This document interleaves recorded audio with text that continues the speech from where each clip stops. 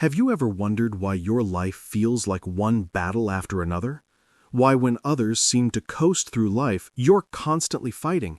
Fighting for your peace, fighting for your family, fighting for your faith, fighting just to keep your head above water.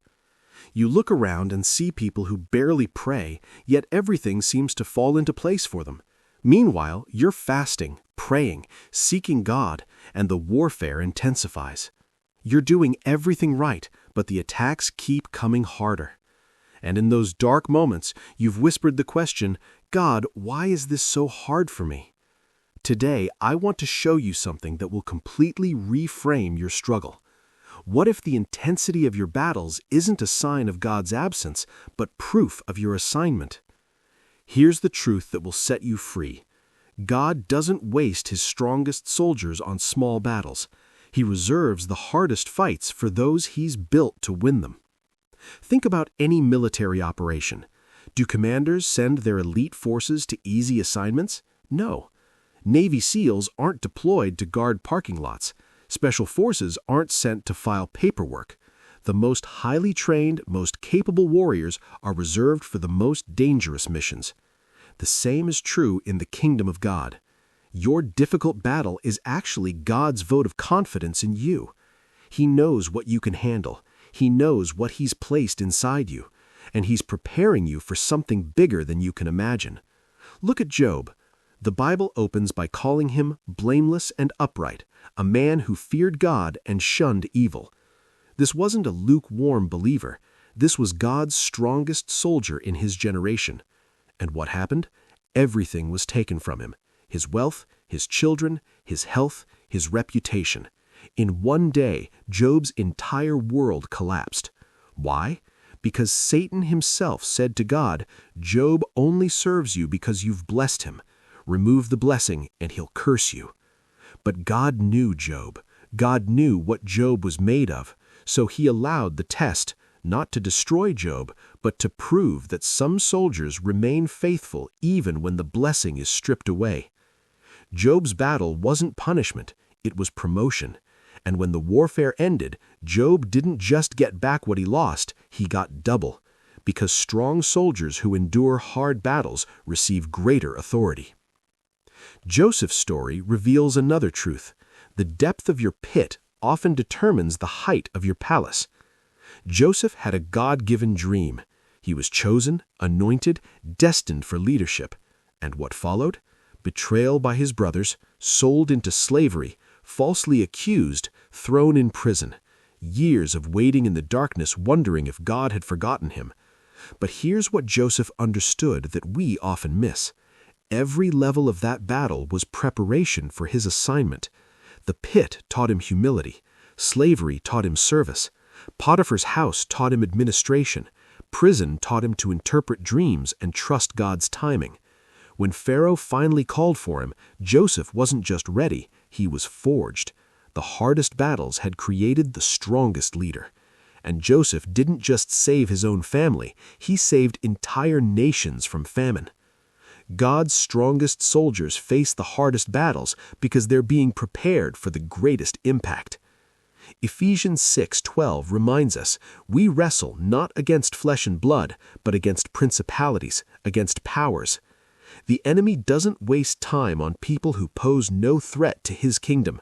But when he sees someone who's going to demolish strongholds, set captives free, and advance God's kingdom with power, he throws everything at them. If you're under intense attack, it's because hell has read your file.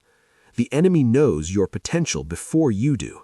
He sees the marriages you'll restore, the souls you'll win, the breakthrough you'll carry, the territory you'll take back for the kingdom. So he attacks early, he attacks hard. He wants to break you before you fully step into who you are. But here's the beauty. The enemy's attacks actually confirm your calling. He doesn't send storms against empty fields. He sends them against fortified cities about to be liberated.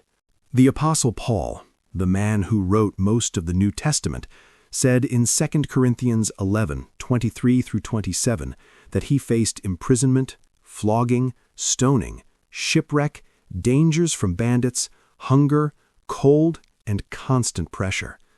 This wasn't a new believer struggling to find his footing. This was God's chosen apostle to the Gentiles, the man personally called by Jesus on the road to Damascus. And his life was one relentless battle after another. Why? Because Paul's assignment threatened the kingdom of darkness at a global level. His letters would change history.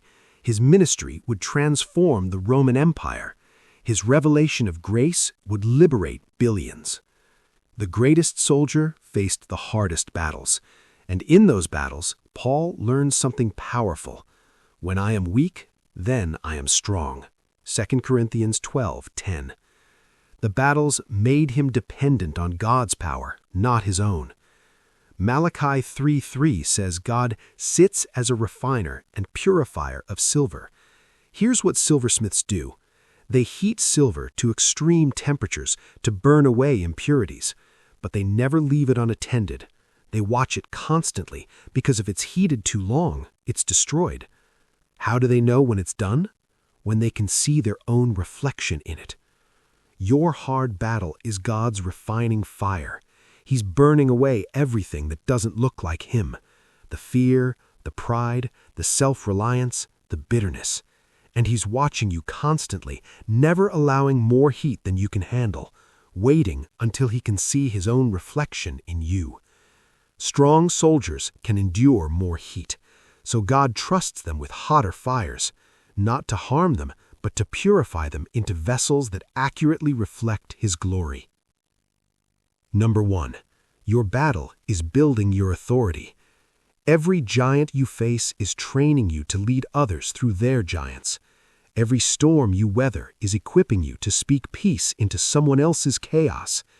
God is building authority in you that can only come through tested faith. James 1:2-4 says, "Consider it pure joy whenever you face trials, because the testing of your faith produces perseverance, so that you may be mature and complete, not lacking anything."